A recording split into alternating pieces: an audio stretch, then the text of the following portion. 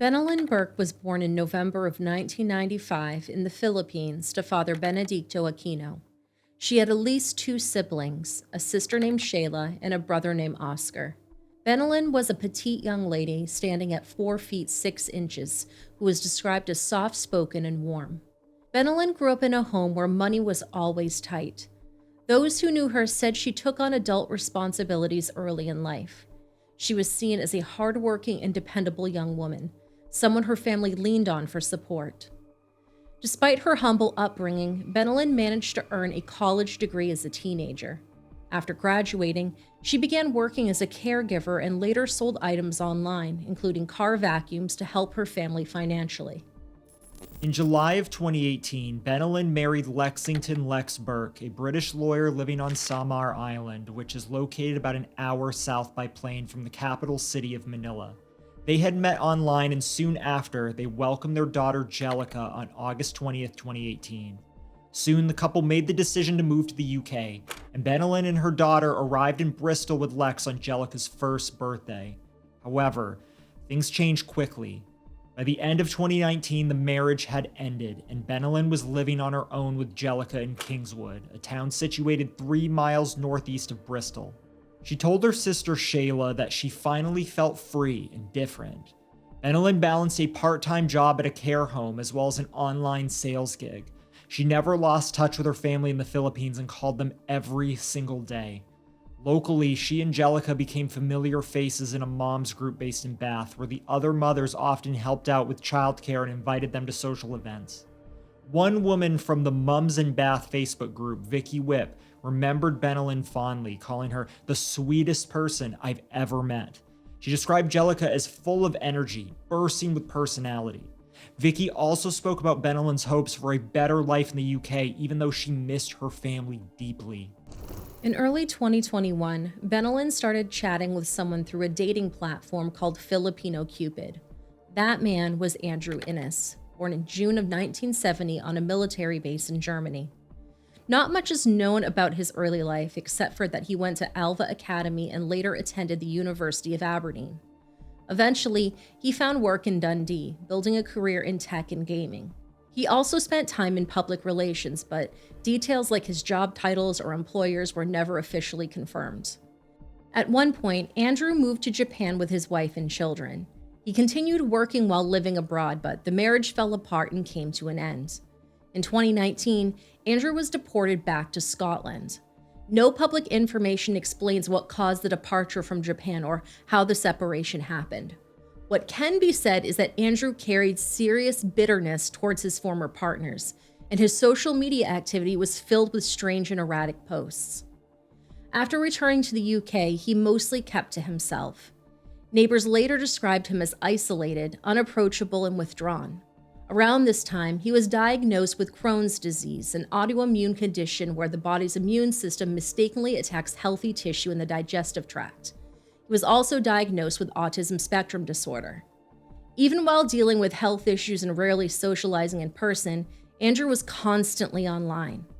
Authorities later found that he had created over 30 different dating accounts, nearly all focused on sites that matched men with Filipino women. He even made spreadsheets where he rated women based on things like age, weight, and whether they were mothers. His intentions were disturbingly specific. He was searching for a woman in her 20s who had a young daughter. That's when his attention locked onto Bennylyn. When they began talking, Andrew pitched her a job offer in Dundee, Scotland as a community relations manager, promising a £1,000 monthly salary. Bennylyn declined, saying that she could manage the job from where she lived. He also asked her to send private photos, which she refused. In the last week of February 2021, Andrew decided he would drive down to meet her. He made the roughly 440-mile trip from Dundee to Kingswood in the UK while the country was still on lockdown during the pandemic. Bennylyn and Jellica agreed to go back with him to Dundee for what was supposed to be a weekend visit. But 3 days before they met, Andrew's internet search history revealed terms like "what is chloroform used for" and instructions on how to build hidden storage in the floor. According to her sister Shayla, Bennylyn had only agreed to the visit because she felt bad that Andrew had traveled so far, and she was also a little curious about what Scotland was like. They didn't bring any bags for an overnight stay, just a few light items, suggesting they thought it would only be a short trip.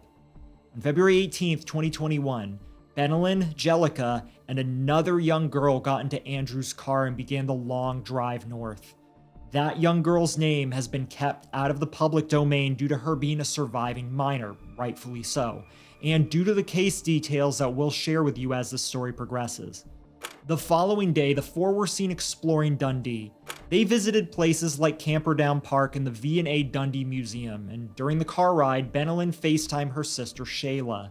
From what Shayla could tell, Bennylyn truly believed she was meeting a serious friend, maybe even a future husband. Shayla described Andrew as a tall, slim man with thinning hair who gave the impression of being polite and professional. He claimed he had both children and grandchildren living in Dundee, which helped earn their trust. Bennylyn also told Shayla that Andrew seemed gentle and thoughtful. But what neither of them knew was that Andrew had carefully planned all of this and deliberately targeted Bennylyn. Shayla didn't suspect anything either. She remembered encouraging her sister, saying maybe this time things would work out for her. On that drive, she even spoke to Andrew and said hello and made a few lighthearted jokes with him. Once Bennylyn arrived at Andrew's house, she gave Shayla a virtual tour over FaceTime. Andrew lived in a rental home on Troon Avenue, located in Dundee's Kirkton neighborhood. But things quickly took a much darker turn. Andrew was not the gentle and thoughtful man that he had portrayed to Shayla. While Bennylyn was cooking in the kitchen, Andrew struck her in the head multiple times with a hammer. After that, he walked to his office and grabbed a long knife that he referred to as a samurai sword, went back into the kitchen, and stabbed her. He also hit her again with a hammer and used the handle of the blade to beat her further. Once she was dead, he wrapped her body in a trash bag, covered it with a tarp and a blanket, and then placed her beneath the kitchen floor.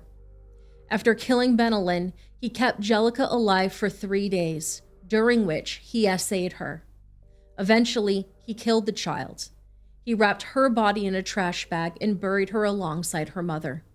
Afterwards, he lied to the other child, telling her that Bennylyn and Jellica were in the hospital, which is why they weren't around. When Monday came around, Shayla tried contacting her sister but got no response. On February 22nd, Andrew messaged Shayla to say that Bennylyn, Jellica, and the other girl had left for Glasgow with a new man she had supposedly met online. He said he was a teacher and that they were safe with him. He told Shayla that there was nothing to worry about. He added that Bennylyn had stayed with him to avoid her ex, who was supposedly threatening to take Jellica away and have Bennylyn deported. He said she had decided to lay low in Glasgow and that he had told her to get rid of her phone. When Shayla asked to speak directly to her sister, Andrew brushed it off, saying she would likely get in touch once everything settled down. Desperate, Shayla finally messaged him asking, "Sir, can you tell me if my sister is alive?" But instead of giving a real direct answer, he replied with, "Scotland's a peaceful place. We don't really deal with much crime here. Don't worry, I'm sure she's safe." Shayla tried again 4 days later. This time, Andrew told Shayla that a man from Glasgow had reached out to him, claiming Bennylyn and Jellica were settling into their new life. He said Bennylyn would contact her when she feels it's safe, and added that she was thankful to have met someone kind and relieved her daughter wasn't being taken from her. He told Shayla he wanted to leave the situation behind and, in his words, draw a line under this. Then he said he planned to erase everything from his devices, not just for himself, but to make sure the police couldn't trace Bennylyn through him. When Shayla asked him to send a current video of Bennylyn, he instead sent an older one of her. She ended the chat with a polite goodbye, and he responded with, "Maybe one day, once everything settles." On March 1st, 2 weeks after Bennylyn left Kingswood, she and Jellica were officially reported missing when they didn't show up for a planned appointment. By March 3rd, the police began their search. Shayla later shared that her family had already started worrying after they lost contact with Bennylyn. She mentioned a strange dream her older brother had. In it, He was looking through photos of Bennylyn and Jellica, but some of the faces appeared clear while others were blurred. That's when their concern turned to fear. Avon and Somerset police joined the investigation, and by 3:20 p.m. on March 5th, officers in Dundee were on Troon Avenue. Authorities from England believe someone matching Bennylyn's description had been seen in the city earlier that week. At the same time, Andrew was seen on supermarket CCTV in Bristol. Police had tracked the car that made the journey from Dundee to Bristol and back during the lockdown, which brought them straight to his doorstep. When officers arrived, they saw the same car in his driveway and knocked on the door. Andrew admitted he had driven Bennylyn and the children to Dundee, but claimed they had left for Glasgow. He initially refused to let them in, saying he was isolating and that his daughter had just come out of the bath. But when officers spotted a girl inside, fully dressed and standing, they insisted. Inside the home, things were chaotic. Kitchen doors were missing. Pots were scattered along the staircase, and the kitchen floor had freshly laid tiles that seemed rushed. One officer pulled the girl aside. She quietly told them she wasn't his daughter. When they asked Andrew again about Bennylyn, his answer was cold. He said, "I killed her. She's under the floor. We got into a fight and I killed her." When asked about Jellica's whereabouts, he replied, "Under the floor with Mum. I couldn't look after a child. The child was screaming." Detective Chief Inspector Smith later stated that the officers' quick actions that day likely saved the child's life. Andrew was arrested and taken in for questioning. Detective Smith described Andrew as completely detached, showing no reaction and acting cold and callous. He told officers the bodies were hidden about 3 to 4 feet beneath the kitchen floor, encased in layers of concrete. When Detective Constable Paul Hardy asked Andrew about the amount of time that had passed since he buried Bennylyn under the floor, here's what he had to say. "Last Friday, she came up. We were going to spend the weekend together. I saw she had been chatting to about 50 men on the phone. It was either Monday or Tuesday. It took me a while to get through the concrete." Despite his prior search history, Andrew was completely insistent that he had not planned the murder prior to meeting her. According to him, they got into a fight and, in his words, "She came at me and I fought back and now she's dead. There was no premeditation. She came at me with a sushi knife." Once Andrew was in custody and the child was safe, the investigation turned to his house on Troon Avenue.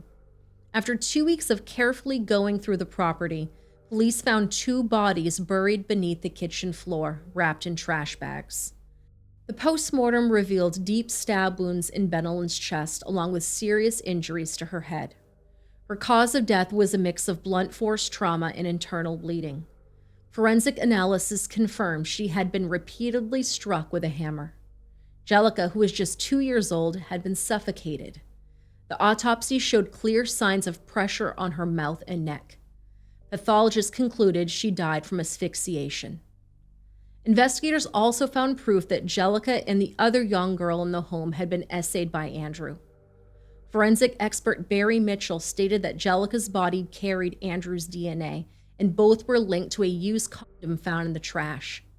DNA from the second child appeared on a pair of black furry handcuffs. Her saliva was also found on a sock. Andrew was charged with the murders of Bennylyn and Jellica, along with multiple charges of essay and obstruction of justice. Almost 2 years later, in January and February of 2023, Andrew stood trial at the High Court in Edinburgh. Bennylyn's family included Shayla and her father Benedicto. They flew in from the Philippines. Jellica's father Lex also attended the proceedings. During the trial, jurors listened to a recording of the young girl who had been at the house. In the video, she said, "I should have saved them, but I didn't know what was happening." She explained they had been playing hide and seek. When asked about Jellica, she recalled seeing Andrew close the bathroom door on her and said, "So it must be in the bathroom." She also told them Andrew had used a heavy hammer on Bennylyn. She remembered trying to call the police, but being too terrified to speak. During her time in the house, the girl said that she was gagged, handcuffed, and afterwards he would give her money sometimes, once giving her exactly £2 and 10 pence. She described being trapped. Andrew had tied a rope from one door to another so she couldn't get out. He would only unlock it when he returned. She told him she wanted to go with him, hoping it would be her only chance to escape.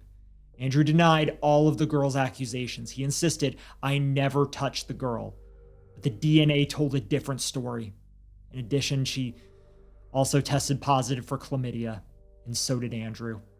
Andrew confessed to killing them both, but argued that it was not murder. He claimed he was not fully in control of his actions. But Andrew couldn't keep his story straight. First, he said it was self-defense, that Bennylyn somehow attacked him out of the blue with a knife, and he blamed it on him hearing voices. After that, it was steroids. Finally, he claimed she reminded him of 2 women from his past who had hurt him. We don't know exactly what the real story is, and we may never know. He told the court that while Bennylyn was cooking in his kitchen, she suddenly looked like a combination of his ex-wife and former girlfriend. That moment, allegedly, he said it brought back everything he believed they had done to anger him. He claimed it was overwhelming and it made him what he described as apocalyptically angry. Later, while being questioned by his lawyer, Brian McConaughey, Andrew confessed he killed Jellica 3 days after Bennylyn. He claimed that they had been playing hide and seek, and Jellica ran towards an electrical transformer. He told the court, "If she had touched the wire, she would have exploded. I had to stop her. She kept trying to get it. She wanted to go to her mom. I was detached from reality. I had no emotional response. It seemed logical to me to put her with her mom." You heard that correctly. Jellica wanted her mother. Andrew thought the best thing to do was to kill her and hide her in the floorboards beside her mother. When asked to explain, he blamed the steroids again, insisting that they had driven him insane. The court heard he had been taking them for a medical condition and hadn't slept properly during that period. He denied any premeditation and even called the hammer a bad weapon of choice, saying that if he had actually planned the attack, that it would have looked very different. Prosecutors laid out the forensic findings, and Lord Beckett, the judge, told the jury that there was no real evidence backing Andrew's claims of insanity or reduced responsibility. The trial ran for 5 days, but paused briefly on day 2, after the defense raised an issue about fairness outside the jury's hearing. That pause was linked to Andrew's hunger strike while in jail. Because he refused solid food, prison staff had to blend all of his meals. Eventually, he stopped eating altogether and then was placed on watch. Under the prison's Talk to Me protocol, guards had to check on him every hour through the night. They would turn on his lights, open the hatch, and speak to him to confirm that he was still of this earth, and then leave. Even though Andrew complained, the checks continued. His sister even contacted the prison staff to express concern. The defense claimed that Andrew wasn't getting any sleep, especially after being transferred from Perth prison early in the morning. There were concerns he might doze off in court and that the jury would notice Andrew's condition. He looked pale, drained, and was already yawning when they were playing the 90 minutes of recorded testimony from the child he kidnapped and assaulted. After the judge offered a possible fix, prosecutor Alex Prentice agreed to bring it up with the prison governor. When court resumed, Lord Beckett spoke directly to the jury, letting them know that Andrew hadn't been sleeping properly and might appear tired, but that this shouldn't be taken as a sign of disrespect. It was also revealed that while behind bars, Andrew had tried to castrate himself using cable ties. When the pain got too much and he feared that his balls might actually fall off, he asked the prison staff to finish the job. They refused. The jury was also shown unsettling photos. One showed the small sleeping space that Andrew had set up for Jellica in his living room. Another showed the hole in the kitchen floor where both bodies were later discovered. It came out in court that Andrew had purchased the hammer and several bags of cement from a local B&Q store, which is the UK equivalent to a Lowe's or Home Depot in the States. After less than 3 hours of discussion, the jury returned a unanimous verdict. Andrew was guilty of both murders. On Monday, February 6, 2023, he was sentenced to life in prison with a minimum of 36 years. The judge stated clearly that these were calculated and especially violent killings. Andrew cried as Lord Beckett gave the mandatory sentence. Both the police and prosecution welcomed the decision. Detective Chief Inspector Graham Smith shared the following thoughts. The murders of Bennylyn Burke and her 2-year-old daughter Jellica have shocked and appalled us all. Today, our thoughts are very much with their family and friends, including those relatives who traveled from the Philippines for this trial. This was a harrowing investigation which deeply affected everyone involved. Police, Scotland officers and staff, forensic scientists, external anthropology experts, and colleagues from Crown Office and Procurator Fiscal Service, Avon and Somerset Police, and the National Crime Agency. Everyone showed commitment and professionalism in the face of the most appalling circumstances to secure justice for Bennylyn and Jellica. In almost 30 years of policing, the depravity shown by Andrew Innes was beyond anything I or colleagues had witnessed before. Not only did he callously take the lives of a young mother and an innocent child, he then sent out to escape justice by burying their bodies beneath his kitchen floor. His actions showed no regard for human life or for the suffering and anguish he brought to their loved ones. I want to end by thanking Bennylyn and Jellica's family for the courage they have shown throughout what has been an unimaginable ordeal, and I hope that this conviction helps to bring them some degree of closure. I mean, the depravity in this case that Andrew Innes has shown is second to none. Myself or any of the team have never experienced and hopefully never will experience anything of the like again. Some of the officers are still affected by this to this day and are seeking support from it. They're traumatised and it's an inquiry that they'll never forget. Andrew is currently locked up in a high-security prison in Scotland. So far, none of his appeals have succeeded. Detective Smith shared that agents from the National Crime Agency had called the case one of the most significant of its kind in recent years. But for him, the priority was always helping Bennylyn and Jellica's family through the aftermath. Those who knew Bennylyn want her remembered as a caring mother who moved to the UK hoping to give her daughter a better life. The impact on Bennylyn and Jellica's family and community was profound. They released a public statement that read, "Bennylyn was the hope and light of our family. That light has been cruelly snuffed out. We cannot drive from our minds what happened to her and what happened to Jellica, or the fear they must have felt after experiencing violence from Andrew. A big part of our family has been torn from us. Shall never see Bennylyn and Jellica again. Shall never know our beloved Jellica or ever see her grow up. There is nothing that can restore Bennylyn and Jellica to us. But the jury's guilty verdict for murder provides some comfort to our family and friends and brings justice for Bennylyn and Jellica." Benedicto later opened up about how he found out what happened to his daughter and granddaughter. He said it was the Scottish police who called and told him both Bennylyn and Jellica had been murdered in Dundee. He described the loss as something he couldn't wrap his head around. Losing his daughter and granddaughter at the same time was more pain than he thought a person could feel. He kept asking himself why it happened. What had either of them ever done to deserve such a fate? He said the entire family was devastated. They had loved Bennylyn deeply, and no one knew how to put their grief into words. All he could say was that everything ached. When asked about Andrew, he didn't hold back. He said the man was disgusting, that he took the life of someone kind and gentle, and that Jellica was just a baby, completely innocent. What made it worse, he said, was not understanding how anyone could even think to do that to a child. He didn't think a prison sentence was enough for Andrew. In his mind, he deserved the death penalty. Shayla, too, remembered the moment she found out. She said it left her completely blank. She couldn't think, she couldn't eat, she couldn't function. Even when police told them the bodies had been found, she said it didn't seem real. It wasn't until they received DNA confirmation that she truly believed it. She said there was one question she would ask Andrew if she could. How could he do something like that to such a sweet, innocent baby? In her eyes, no sane person could commit such an act of cruelty. She called him evil and said he should be held responsible for every part of it. She also shared what she missed the most: singing with Bennylyn, doing karaoke together, walking through parks, and shopping at the mall. All those little moments were now just memories. She said the loss of those simple things hurt more than she ever could explain. That's all I want to say. If you could please help me.